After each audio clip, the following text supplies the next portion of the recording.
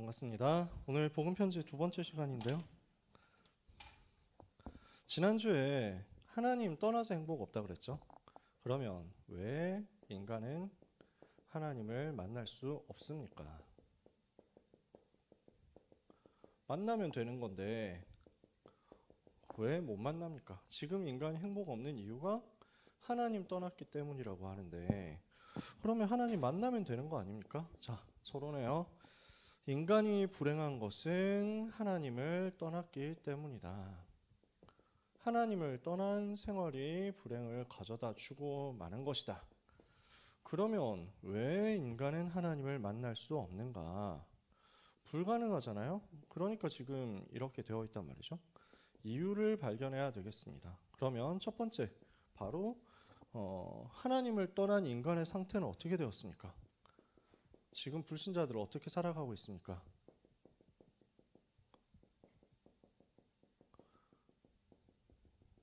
영이 죽은 상태가 되어버렸거든요. 그래서 에베소서 2장 1절에 허물과 죄로 죽어버린 거예요. 이미 죽었습니다. 이미 죽어버렸어요. 가능성이 없습니다. 무슨 말이냐면 우리는 몸이 죽는 걸 죽음이라고 생각하죠. 그래서 심장이 멈추고 뇌 활동이 정지되는 그게 죽음이라고 생각하는데, 그게 죽음이 맞지만 근데 하나님을 떠난 그 순간 이미 죽은 겁니다. 영이 죽은 거예요. 영이 죽어버리고 나니까 이제 몸도 당연히 죽음을 향해서 가는 거죠. 영이 활동을 정지했고 영이 더 이상 살 수 없고 영이 움직일 수 없게 되어버린 겁니다. 왜냐? 인간의 영의 생명, 인간의 생명은 하나님께 있습니다. 하나님을 만나는 게 생명이에요. 하나님과 함께 해야 사는 겁니다. 즉 여기에 있는 텔레비전, 이게 지금 화면이 되게 크잖아요. 좋은 거겠죠? 근데 아무리 좋은 거라도 전기 연결 안 되면 지금 이게 죽을걸요? 그러니까 살아있을 수 있는 이유는 전기에 연결이 되어 있기 때문입니다. 근데 코드가 뽑히면은 그 순간 죽는 겁니다. 에어컨도 마찬가지, 냉난방기, 여기 뭐 정수기 다 마찬가지. 지금 전자제품들요, 배터리로 움직이는 건 아니면은 코드 뽑히는 순간 죽는 거예요. 인간은 하나님께 꽂혀 있어야만 사는 겁니다. 인간은 하나님께로부터 분리되는 순간 죽는 거예요. 그래서 인간은 하나님을 떠난 그때 바로 죽어버렸습니다. 하나님의 영이 떠난 상태는 어떤 상태입니까? 본래 인간에게는 하나님의 영이 함께 하셨는데 타락 이후에 하나님의 영이 떠나서 죽은 영이 되어버렸어요. 그래서 영이 죽어버렸고 이 죽음의 문제를 해결해야만 되는 겁니다. 그래서 가인처럼 이 죽음의 문제를 진지하게 생각하지 않고 하는 예배, 나의 죽음을 대신해서 죽으신 예수 그리스도를 의지하지 않는 예배는 실패될 수밖에 없습니다.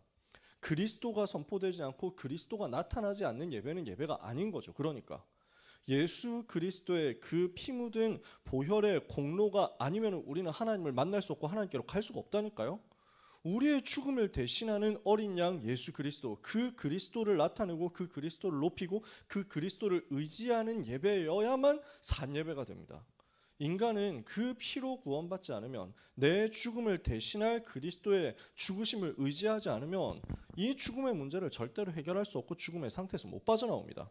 자, 죽고 나니까 어떻게 됩니까? 사탄의 영이 그 영을 주관하게 된 겁니다. 그래서 세상의 영이라고 고린도전서 2장 12절에 얘기하는 거죠. 하나님의 영이 떠나니까 세상의 영이 그 속에 들어가 버렸습니다. 사탄의 영이 그 속에 들어갔어요. 그래서 예를 들어서 지금 휴대폰이 있는데, 스마트폰이 있는데, 이게 지금 그래서 막 그 유심 나가가지고 막 공기계가 되어버렸단 말이야. 근데 이 공기계에 다른 걸 딱 심어버린 거지. 그러니까 이걸 가지고 이제는 뭐 백도어 해가지고 악한 데 쓰고, 대포폰이라고 막 들어보셨죠? 이렇게 해가지고 완전 악질에 쓰는 거지. 똑같은 휴대폰인데 그 속에 유심이 누구 걸로 들어가느냐, 어떤 칩이 들어가느냐에 따라서 완전히 성격이 달라져 버린다니까요. 그래서 범죄에 사용되는 대로 가버리잖아요. 인간 속에 하나님의 영이 함께 하셨는데 그 영이 떠나버렸습니다. 왜냐? 인간이 스스로 하나님을 배반하고 하나님을 떠났으니까요.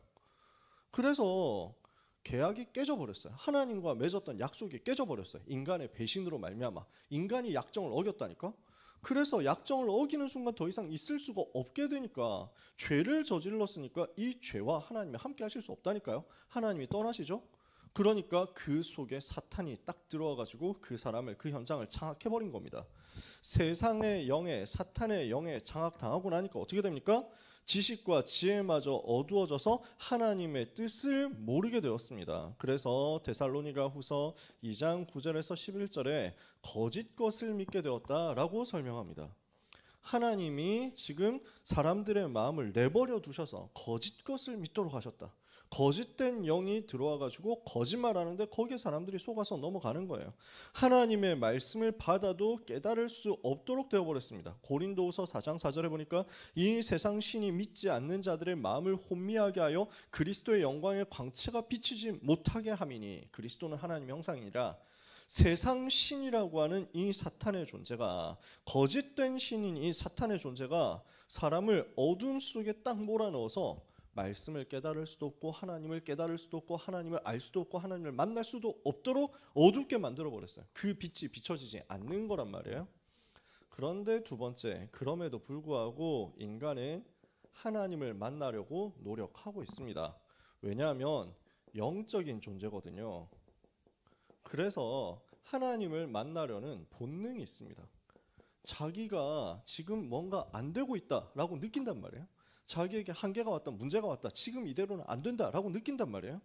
뭐가 지금 제대로 돌아가는 게 아무것도 없고 나는 행복하지 않다. 그렇다면 나는 어떻게 해야 되는가? 하나님께로 가는 본능은 있습니다. 뭔가 내가 하나님을 만나야 될 것 같다, 나를 지은 분이 있을 것이다, 거기로 가야 될 것 같다 라고 어렴풋하게 생각은 합니다. 그래서 여러 가지 노력을 해봅니다. 진실함으로써, 선행으로써 하나님을 만나려고 노력을 해봤는데 실패했습니다. 이사야 64장 6절에는요 우리의 선행이 더러운 옷과 같다, 그래서 우리의 죄악을 가릴 수 없고 우리의 죄악이 바람같이 우리를 몰아가서 우리는 거기에 끌려간다. 인간이 그렇게 되어 있습니다. 선행을 많이 하고 진실하게 착하게 올바르게 산다고 해서 죄의 저주가 끊어지느냐 말이에요. 사탄의 권세가 무너지느냐 말이에요. 하나님 떠난 인생의 운명이 바뀌느냐 말이에요. 그래서 불신자들은 이렇게 얘기합니다. 착한 일을 정말 많이 하고 훌륭하게 살았던 사람이 이상하게 비참하게 사고당해서 죽고 어려움 당해서 죽고 완전 실패하는 걸 보면서 야, 이래도 신이 있냐 이러는데요. 그런 식으로 막 댓글 쓰는 사람 많이 있잖아요. 인터넷에서 막 그런 글들 한 번씩 여러분들 보셨을 거예요. 사람들이 진짜 몰라서 그러는 겁니다. 그래서 진짜 하나님이 살아계시다는 것을 사람들이 모릅니다. 하나님이 살아계시기 때문에 이런 선행을 아무리 한다고 하더라도 그 선행이 인간의 저주 문제를 해결할 수 없다는 것이 증명되는 겁니다. 현장에서 착한 일 많이 하고 바른 일 많이 하고 선행 많이 하는데 재앙이 오죠. 저주가 오죠. 성경대로입니다. 좋은 거죠. 나쁜 것 아닙니다. 그렇게 살아야 되겠죠. 모범적인 것입니다. 칭찬받을 만한 일입니다. 그러나 그것으로 인간의 근본 문제 해결 못합니다. 그러니까 착한 일 정말 많이 한다고 해도 반대쪽에서 문제 터집니다. 그러니까 테레사 수녀 얘기 들어보셨나요? 인도에서 평생을 빈민을 위해서 헌신을 했다고 하잖아요. 근데 이렇게 이 빈민들을 위해서 헌신하다 보니까 빈민들에게 많은 구제 물품들이 전 세계에서 막 쏟아져 오고 후원들도 엄청 많이 오고 했는데 그 후원이 들어가니까 이 사람들이 후원 받는데 길들여져 가지고 절대로 일을 안 하더래. 그런 일들도 발생한다는 거예요. 그러니까 가만히 있으면은 후원을 받아가지고 살 수 있는데 뭔가 여기서 내가 이제 스스로 자립해봐야 되겠다, 일해봐야 되겠다 하면은 그 후원이 없어지는 거야. 그러니까 열심히 해가지고 조금 돈을 벌 수 있을지는 몰라도 리스크도 같이 짊어져야 되니까 그럴 바에는 그냥 조금 덜 받더라도 아무 일 안 하고 먹고 살 수 있는데 이렇게 돼버리는 거예요. 그게 맞냐라는 거예요. 사람들은 헷갈리는 거죠.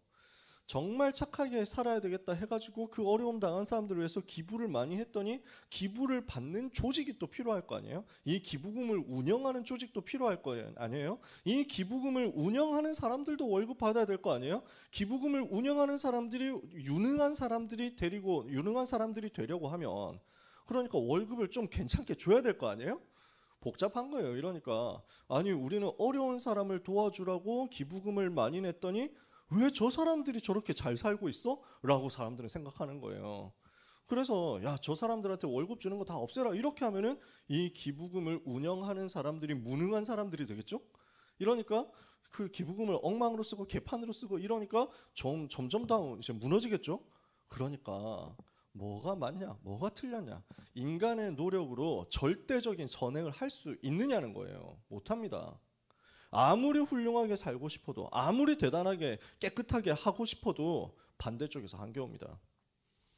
선행을 많이 한다고 해서 지금까지 지었던 죄가 무효화됩니까? 지금까지 정말 나쁜 짓 많이 했는데 내가 이쪽에서 선행을 많이 한다고 해서 이렇게 내가 반대쪽에서 나쁜 짓을 했을 때 그 나쁜 짓으로 말미암아 피해본 사람들이 구제받고 보상받습니까? 아니잖아요. 그러니까 선행을 한다고 해서 악행이 덮어지지도 않습니다. 더군다나 그 선행이 악행보다 더 많으냐? 사람들의 생각 속에서, 행동 속에서, 말 속에서, 한마디 한마디 속에서 저질렀던 알고 지은 죄, 모르고 지은 죄, 이것 숫자를 계산해 보면 하루에 착한 일 많이 하겠습니까? 악한 일 많이 하겠습니까? 인간은 죽을 때까지 착한 일을 하려고 노력해도 죄를 더 많이 짓습니다. 그리고 더 큰 문제는요, 지금 제가 선행의 한계를 몇 가지만 얘기하는 겁니다. 생각나는 대로 얘기해 본 겁니다. 선행이 진짜 선행이 될 수 있냐? 쉽지 않다. 선행으로 악행을 덮을 수 있냐? 그것도 불가능하다. 선행보다 악행을 더 많이 하는 게 현실이다. 근데 제일 큰 근본적인 문제는요, 자기 태어나기 전부터 있었던 죄를 어떻게 덮느냐는 겁니다. 태어나기 전부터 있었던, 가지고 태어나는 원죄 문제 해결이 안 되고, 선행을 아무리 한다고 해서 그것이 사탄의 권세를 무너뜨리는 거하고는 전혀 상관이 없다는 겁니다. 딱 깨놓고 얘기해서 착한 일 많이 하면 악몽 시달리는 사람이 악몽이 해결됩니까? 귀신 보는 사람, 가위 눌리는 사람이 이거 해결이 됩니까? 대물림으로 오는 가문의 저주 문제가 떠나갑니까?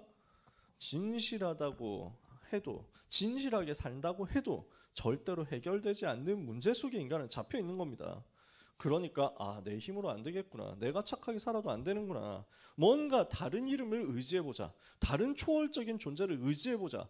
그 신이라면, 그 교주라면, 그 사람이라면, 그 부처라면 해결해 줄 수 있지 않을까 하고 열심히 종교 대상을 찾아서 종교 생활을 해봅니다. 하지만 실패합니다. 왜 그렇습니까? 마태복음 12장 43절 45절에 사람이 마음을 비우고 청소하고 수리해서 깨끗하게 하면 그 속에 누가 더 들어갑니까? 귀신들이 더 들어가는 거예요. 나는 깨끗하게 살면서 내 속에 뭔가 다른 신으로 채워보겠다 하는데 그 신의 정체가 누구냐? 악신이라니까요. 이렇게 해서 귀신이 더 크게 역사하니까 사람은 종교생활을 하면 할수록 더 시달리게 되고 더 어려움 당하게 됩니다. 철학으로 인간이 하나님을 만나려고 했으나 실패하고 더 허무한 인간으로 전락해버렸습니다. 골로새서 2장 8절에 누가 너희를 철학과 헛된 속임수로 노략질하지 않도록 주의해라. 이것이 세상의 초등학문과 사람의 방법을 따르며 그리스도를 따름이 아니니라. 세상의 초등학문 수준에 불과한 게 철학입니다. 여러분, 철학과 학생들 만나보셨나요? 철학과 학생들은 복잡합니다. 얘기하는 게 너무 힘들어. 말꼬리 잡는데 얼마나 능한지 아세요? 사실 그게 어디서 나왔냐면 소크라테스한테서 나왔거든. 소크라테스 책 혹시 읽어보신 분 계신가요? 읽어보면 빡칩니다. 이 미친놈이? 하면서 막 이런 생각 든다니까요. 소크라테스 책 읽어보면 이 중에서 제일 미친놈이 소크라테스인데? 이 생각이 든다니까. 소크라테스가 길 다니면서 계속 찌르는 거야. 너 이거 정상인 것 같아? 나 열심히 살고 있는데요. 근데 야, 네가 열심히 사는 거 잘못됐어 라고 하면서 괜히 계속 시비를 걸어. 그러면서 시비를 걸면서 말꼬리를 딱 잡다 보니까 자기가 말문이 턱 막히네. 봐, 너 무식한 놈이지? 이게 소크라테스 방법이야. 절대로 뭐가 맞다 이런 말도 안 해. 그러니까 뭘 하냐면 이걸 산파술이라고 하거든요. 지식을 이끌어낸다, 진리를 이끌어낸다, 질문을 통해서 유도 분만을 한다는 거야. 진리를 유도 분만한다고. 그러면 그 진리라는 게 도대체 뭐냐? 나는 무식하다라는 거예요. 나는 무지한 존재다. 그래서 유명한 말 있잖아요. 너 자신을 알라. 그래서 소크라테스는 이거 하고 있는 거야. 너 자신을 알아라. 뭘 알아라는 거냐? 너 자신이 무식하다는 걸 알아라. 나는 그래서 이 말이 원래 어디에서 나오냐면은 델포이라는 델포이 신전에서 나오는 거예요.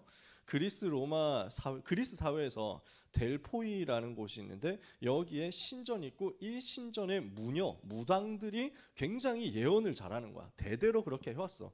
귀신 들려가지고 예언해 주는 거거든. 그러니까 그 예언대로 막 성취된다고 해가지고 사람들이 다 가가지고 물어본다는 거야.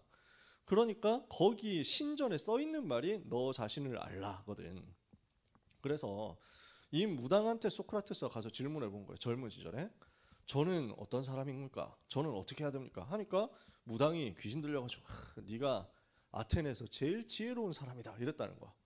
그러니까 아니 내가 어떻게 지혜로운 사람이냐, 나는 무식한 사람인데 하고 돌아 나오는데 딱 너 자신을 알라 써 있거든.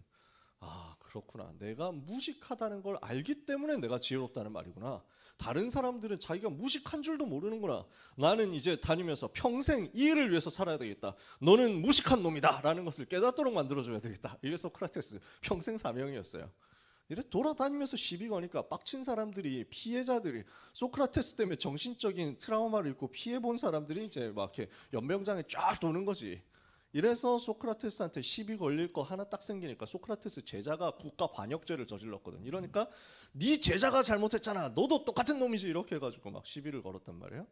그래서 아 제자 때문에 그렇구나, 미안합니다 하고 나왔으면 사형까지는 안 가는데 저것들이 너네도 똑같은 무식한 놈이잖아 이렇게 해가지고 시비를 또 재판장에서 건단 말이에요. 괘씸죄로 사형당합니다.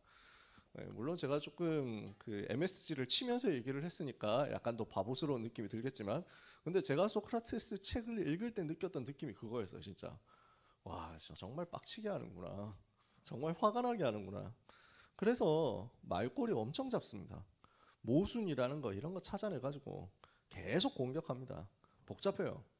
근데 이 사람들이 그 복잡하게 얘기를 하고 하는 게 뭐 잘못됐다 그렇지는 않습니다. 철학이라는 학문이 소중하고 중요한 학문이거든요.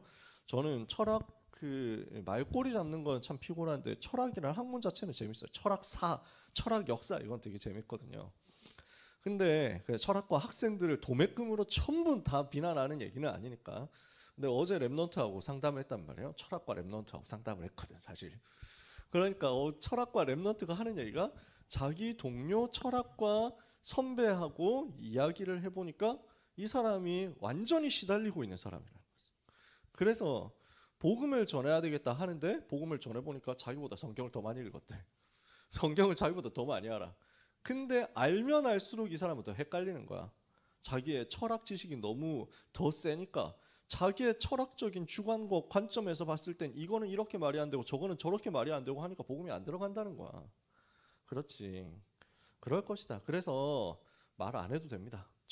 철학과 친구들하고 배틀 안 해도 되고 성경 지식 배틀 안 해도 됩니다. 그냥 그 키보드 배틀을 뜨면은 막 풀을 사수하는 쪽이 보통 이기거든요. 그러면 마지막 댓글 쓰는 사람이 내가 이겼다 하고 가는 건데, 근데 그 마지막 댓글을 쓰려고 하면 결국 시간이 많아야 됩니다. 시간 빌 게이츠를 이길 수가 없어. 시간 일론 머스크를 못 이겨. 그래서 저도 키보드 배틀 정말 많이 떠봤거든요. 그래서 제가 이 바닥에 생리를 좀 아는데, 그래서 얘기했어요. 안 해도 돼. 그래서 졌다 하고 네가 이겼어. 이겼어. 제가 졌습니다. 예, 저보다 더 잘 아시네요. 네, 괜찮아요. 저는 무식하거든요. 혹시 나중에 어려울 때 저를 찾아오세요. 이렇게 얘기하면 된다고 했어요. 우리는 논리 싸움에서 이기지 않아도 돼요. 뭔가 상대방을 설득시키는 게 아니에요. 죽어가는 사람, 고난당하는 사람, 너무너무 고통 속에 있는 사람이 진짜 살고 싶다 해서 찾아올 때 살 길이 이거다 하고 알려주면 돼요. 이게 우리의 방법이에요. 우리는 증명을 기가 막히게 해가지고, 논증을 기가 막히게 해가지고 상대방의 논리를 굴복시켜서 예수 믿게 할 수 있느냐? 못합니다.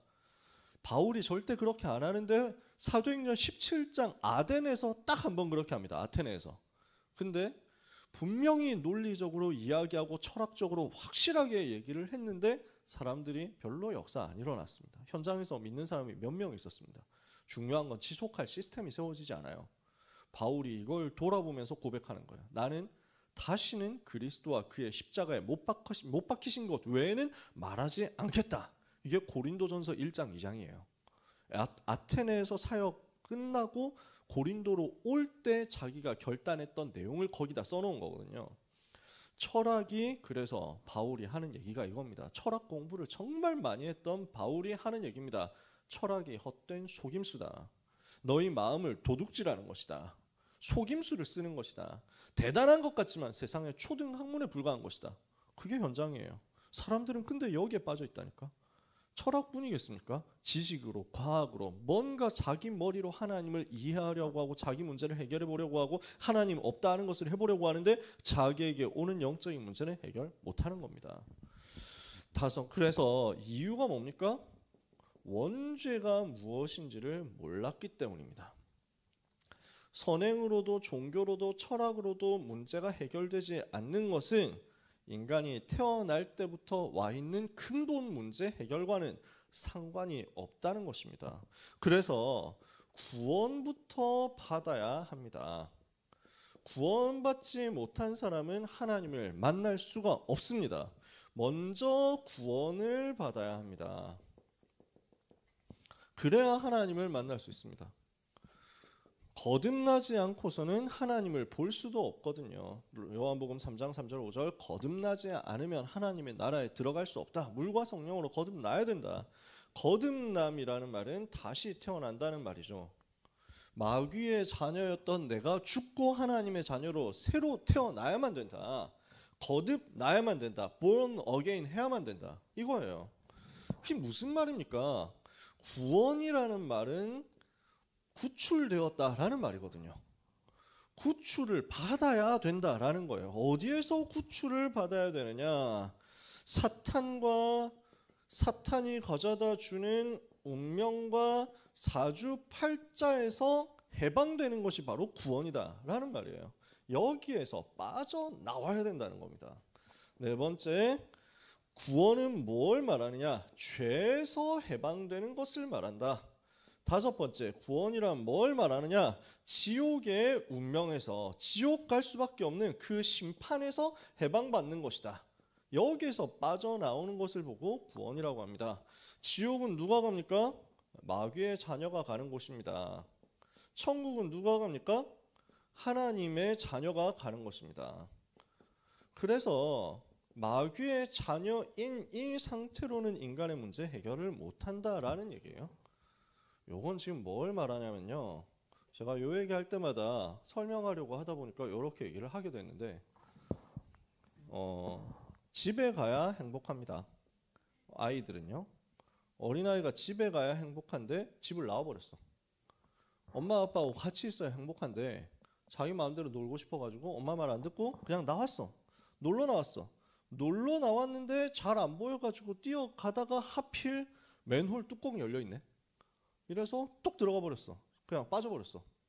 그래서 맨홀 뚜껑 너무 깊어가지고 여기 쑥 빠졌는데 빠지면서 기절해가지고 자기가 여기 어딘지도 몰라. 그리고 완전 다쳐버렸어. 움직이지를 못해. 다리 다쳐가지고 허리 다쳐가지고 못 움직여. 근데 요 상태에서 기절해 있으니까 뭐 누가 여기 들어갔다 있다 뭐 이걸 상상도 못하고 바깥에서는 맨홀 뚜껑 닫아버렸어. 어떻게 될까요? 무서운 일이죠. 실제로 이런 일들이 가끔씩은 있다고 합니다. 이 어린아이는 여기에서는 행복할 수가 없습니다. 여기에서 나와야 됩니다. 행복은 어디 있습니까? 집에 있습니다. 엄마 아빠한테 있습니다. 집으로 가면 됩니다. 야, 너 집에 없으니까 행복하지 않은 거지. 빨리 집으로 가. 라는 말은 이 아이한테는 아무런 소용이 없습니다. 이 안에서는 아무리 노력을 해도 소용이 없어요. 이 안에서 아무리 공부를 내가 어제 공부했던 그거 학교에서 공부했던 거 뭐 영어 공부 뭐 단어 외우고 뭐 아무리 해도 소용이 없습니다. 이거 시 안만 외우고 수학 공부 안만 여기서 열심히 해도 소용 없습니다. 집으로 갈 수 없거든요. 집에 가는 거하고 관계가 없거든요. 여기에서 똑같이 떨어져 있는 사람이 한 명 있어. 똑같이 자기하고 다쳤어. 그래서 야, 너는 너무 힘들겠다. 내가 어깨 주물러 줄게. 이거 아무리 하고 옆에 있는 친구를 아무리 도와줘도 그것이 좋은 일이지만 이 문제 해결하는 것과는 아무 상관이 없어요. 인간은 여기에 빠져버렸고 이 구덩이의 이름이 죄, 사탄, 지옥이라는 근본 문제입니다. 창세기 3장에서 시작된 원죄로 말미암아 생긴 근본 문제 세 가지. 여기에 있어서는 행복할 수가 없습니다. 여기에서 빠져나오는 것을 보고 구출받는다라고 합니다. 근데 스스로의 힘으로는 구출을 받을 수가 없습니다. 스스로를 구출할 수가 없어요. 완전 무너져 버렸어요. 저 어딘지도 모르는데 지금 사람들이 다 그렇게 살고 있다니까. 지금 불신자들이 다 그 수준이라니까.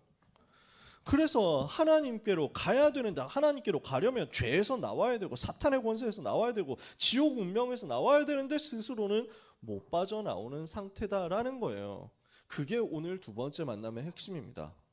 인간은 하나님을 떠난 순간 영이 죽어버렸고, 인간은 하나님 떠나는 순간 죄와 사탄과 지옥이라는 근본 문제에 완전히 사로잡혔고, 이 근본 문제 세 가지에서 빠져나오는 것, 구출받는 것이 하나님 만나기 위해서 반드시 있어야 되는 절대적인 과정인데 인간 스스로는 이걸 못한다라는 거예요. 그래서 죽은 사람이 움직일 수 없듯이 죽은 영은 노력해도 소용이 없습니다.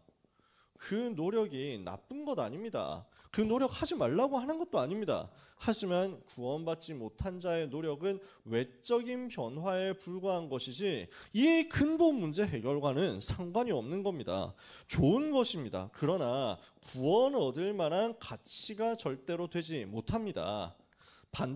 다시 말해서 아무리 착하게 살아도 아무리 열심히 뭔가를 믿고 노력해도 아무리 지식을 많이 쌓아도 사탄 죄 지옥 문제 해결과는 상관이 없습니다.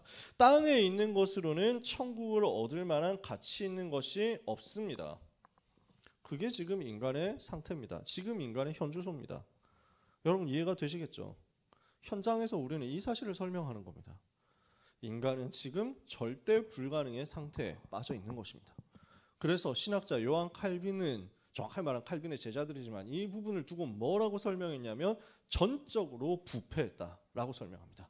인간은 전적으로 부패하고 타락했고 구원받을 만한 스스로의 힘으로 구원받을 만한 가능성과 자격이 전혀 없다. 전혀 없습니다. 그게 지금 모든 사람의 상태입니다. 안타깝게도 불신자 상태가 이거라는 말입니다. 그래서 다섯 번째, 왜 인간의 노력이 구원받지 못합니까? 인간의 노력이요, 자신의 노력으로 영을 살릴 수가 없습니다. 타인의 도움으로도 영을 살릴 수 없습니다. 아무도 사탄을 이길 영웅을 이 땅에 보내신 적이 없기 때문입니다. 사탄을 이길 자가 없습니다. 사도행전 4장 12절에 다른 이로서는 구원을 받을 수 없나니 천하 사람 중에 구원받을 만한 다른 이름을 우리에게 주신 일이 없습니다. 여러분 생각해 보세요. 노력하는 게 나쁜 거 아닌데 내일 여러분이 시험을 치게 됐다.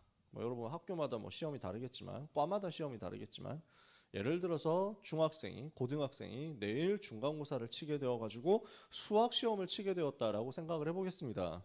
내일 수학시험 치는데 나는 오늘 하루 종일 영어 공부를 진짜 생명 걸고 했어.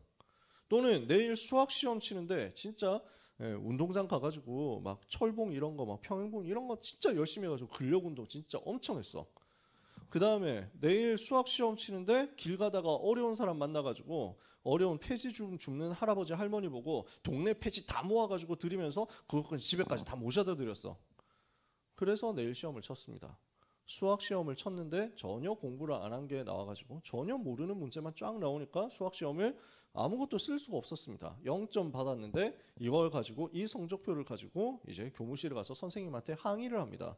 선생님 저한테 왜 이러시는 거죠? 왜 어떻게 저한테 0점을 주실 수 있는 거죠? 너무하신 거 아니에요? 저는 영어 공부 진짜 열심히 했는데요. 저 진짜 운동 열심히 하고 유산소 하고 막 근력 운동하고 진짜 많이 했는데요. 진짜 어려운 사람 정말 많이 도와줬는데요. 그러면 선생님 뭐라고 해야 됩니까? 잘했다. 근데 누가 그러라고 했니? 인간은 지금 그러고 있는 거예요. 아니 이 정도 열심히 했으면 구원받는다고 해줘야지. 이 정도 많이 했으면 되는 거 아니야? 아니 이렇게 열심히 했는데 그 사람이 그렇게 비참하게 된 건 신이 도대체 있는 거야? 그러니까요. 상관없는 거라니까요. 출제자의 의도하고 전혀 상관없는 거라니까요. 이게 지금 사람의 현주소입니다. 어떻게 해야 됩니까? 구원은 하나님의 은혜입니다. 내 노력으로 못 받습니다. 내 힘으로 못 합니다. 에베소서 2장 8절에 너희가 그 은혜로 말미암아 믿음으로 구원을 받았으니 이것이 너희에게서 난 것이 아니요 하나님의 선물이라. 행위에서 난 것이 아니니 이는 아무도 자랑하지 못하게 하려 함이라. 우리 인간의 노력과 힘으로 방법으로 절대 해결할 수 없기 때문에 하나님께서 유일하게 구원의 길을 열어주셨습니다. 그 길이 누구냐? 다음 주 3과인데 스포일러만 하면 예수 그리스도. 자, 결론입니다. 결론 전에 치유. 악몽에 시달린 사람들이 있습니다. 어떻게 해야 됩니까? 건강의 문제도 있거든요. 그래서 적당한 운동도 하고 규칙적인 생활도 하고, 그래서 가장 정상적으로 해야 됩니다. 그래서 음식도 제대로 먹고, 그래서 뭐 당연한 것들 해야 되죠. 근데 우리가 얘기하고 싶은 건 이거예요. 영적인 문제. 그러면서 오래된 상처, 이것 때문에 오는 악몽들이 있거든요. 이걸 어떻게 해야 됩니까? 그래서 말씀을 붙잡고 묵상하면서 기도하는 겁니다. 여기 오래된 상처 때문에 영적으로 사탄이 틈을 타고 파고 들어가지고 오거든요. 그래서 이것을 바꾸도록 각인을 바꿔줘야 된다는 거예요. 말씀이 계속 들려져서 꿈에서도 내가 하나님의 말씀이 나올 만큼, 꿈에서도 내가 복음을 말할 만큼, 꿈에서도 내가 그리스도가 자꾸 나타나고 드러나고 선포될 만큼 하면 됩니다. 거기까지 가도록 말씀을 계속 반복하고 붙잡고 묵상하면서 기도할 수 있도록. 그러면서 정시로 기도할 때 성령의 역사가 임하게 될 것이다. 그래서 어려움 당하는 현장들 두고 우리는 기도하면서 도와야 되겠습니다. 제일 마지막에 나오는 치유, 이 부분은 앞에 거하고는 상관이 없이 똑 떨어져 있는 부록이라고 생각하시면 돼요. 원래 복음 편지에는 이게 없었어요. 여러분은 그 시대를 모르시니까. 그래서 여러분이 보는 복음 편지는 다 이게 들어가 있잖아요. 원래 복음 편지 초판본에는 요 치유 내용이 없었다가 1996년에 개정판이 나오면서 그 전까지는 존댓말이었는데, 문서 자체가 여기서부터 그때 96년 이후로 반말이 됐고요. 그러면서 여기 치유라는 파트가 더 생겼습니다. 더 붙였어요. 그때 영적 문제 가진 사람들 호소를 많이 하니까, 그래서 한 주에 하나씩 치유에 대한 이야기를 해봐라 하고 붙이신 거예요. 그래서 앞에 있는 내용하고 크게 상관이 뭐 완전히 있지는 않은데 뭐 희한하게 붙어 있는 경우도 있고, 그날 하다 보면은 거기에 맞는 것도 나올 겁니다. 자, 오늘 말씀을 가지고 마무리를 지어 봅시다. 여러분은 인간을 제대로 이해를 하셔야 되겠습니다. 인생을 제대로 이해해라. 복음 없는 인간은 지금 전부 불행 속에 있습니다. 절망 속에 있습니다. 전혀 답이 없습니다. 그래서 이 현장을 우리가 하나님의 눈으로 긍휼히 여기고 안타깝게 여기고 위에서 기도할 수 있어야 되겠습니다. 하나님의 눈물을 가지고 기도할 수 있다면 이 절망 속에 있는 현장을 향해서 하나님이 주시는 유일한 답을 전할 수 있는 기회를 하나님이 주실 것입니다. 그래서 하나님의 마음을 가지고 대상자를 위해서 기도하는 것입니다. 뭔가 많은 거를 하려고 하지 않으셔도 되거든요. 오늘 랩넌트 만나서 신방하고 이제 오는 길인데 랩넌트가 얘기하더라고요. 자기가 진짜 초등학생 때부터 복음 전하고 싶은 친구가 있었대요. 그래서 그 친구를 두고 계속 기도했는데, 그랬더니 연락도 끊기고 뭐 잘 안 됐는데 어느 날 자기 인스타에 그냥 올렸대. 인사글로 뭐 새벽기도 같이 갈 사람 뭐 이렇게 해가지고 했대. 근데 그 친구가 연락이 왔다는 거야. 지금 이제 20살인데 초등학생 때 기도했는데 나 새벽기도 너랑 같이 가면 안 돼? 이렇게 해가지고 새벽기도 왔다는 거야. 그냥 일반 교회를 가는 것도 아니고 새벽에 나와가지고. 그래서 새벽기도 같이 하고 구원의 길 가지고 설명해주고 아버지 통해가지고 복음 한 번 더 전하고 예수님 영접까지 하고 있다는 거예요. 너무 잘했다. 위에서 기도한 것이 하나도 헛되지 않다. 하나님이 시간표 주시고 역사하시면 되거든요. 그래서 여러분 마음 담고 현장을 보고 불신자 이해하고 하나님의 마음을 가지고 기도하시면서 영접운동 마음의 소원을 품으시길 바랍니다. 그러면서 영접한 사람들 양육하는 1:1 다락방이 나에게 시작되게 해달라고 그 마음의 소원을 품어보세요. 그러면 이상하게도 문들이 많이 준비되어 있다는 것을 여러분 보게 될 겁니다. 지난주에도 얘기를 했었잖아요. 그래서 어떤 면에서는 열릴 때까지 얘기를 계속 해야 되겠지만 여러분 마음에 담기는 대로 해보시기를 바랍니다. 오늘 불신자 상태에 대해서 또 얘기를 했습니다. 하나님 떠난 인생이 아무리 노력해도 안 되는 이유에 대해서 얘기했습니다. 결국 근본 문제 3가지 해결하지 못하면 인간은 답 없다는 것 얘기했습니다. 그 근본 문제 해결하는 답 대신 그리스도 예수님이 우리 속에 계시고 내 속에 계신다는 것 감사로 누리면서 승리하는 한 주간 되시기를 예수 그리스도 이름으로 축복합니다. 기도하겠습니다. 하나님께 감사를 드립니다. 멸망 속에 있던 죽었던 우리를 살려주신 하나님의 은혜에 감사드립니다. 재앙 만난 현장을 보며 하나님의 마음으로 기도하게 하옵소서. 불행당한 현장을 보며 주님의 긍휼과 눈물을 이해하게 하옵소서. 아무리 노력해도 절대 불가능 속에 있는 세상의 참된 모습을 알고 눈에 보이는 것에 속지 않고 눈에 보이지 않는 영원한 것으로 하나님이 주시는 답을 전달하는 절대 제자들이 다 되게 하여 주시옵소서. 예수 그리스도 이름으로 기도합니다. 아멘.